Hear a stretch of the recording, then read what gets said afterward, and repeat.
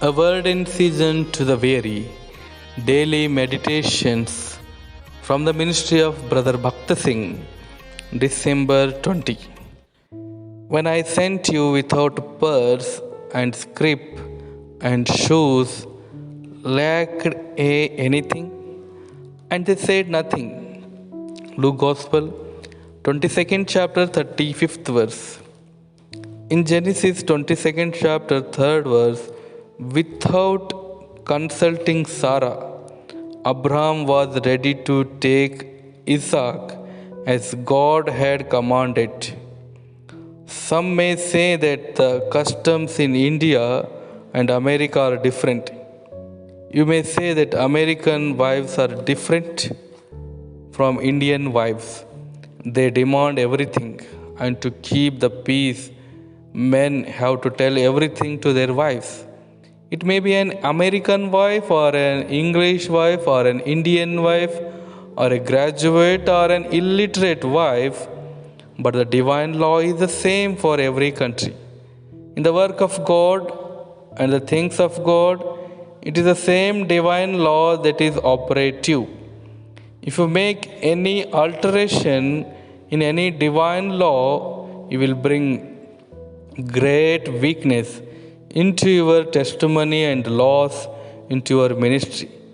Divine laws are not to be trifled with, and Abraham had learned that lesson, that when God speaks, he must be obeyed. So, without consulting any person, he obeyed God immediately. We must never try to change divine laws by human wisdom. By God's command, Abraham went.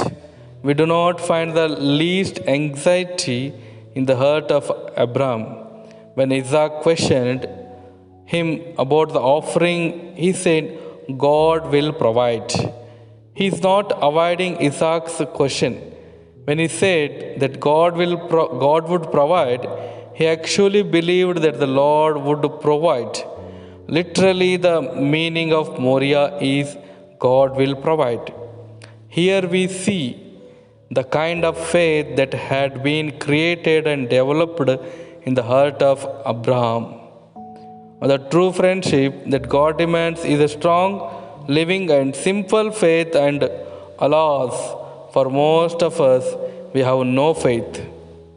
Even though we talk about faith and preach and sing about faith, when the test is actually given, we know how the devil again and again brings some doubt into our hearts.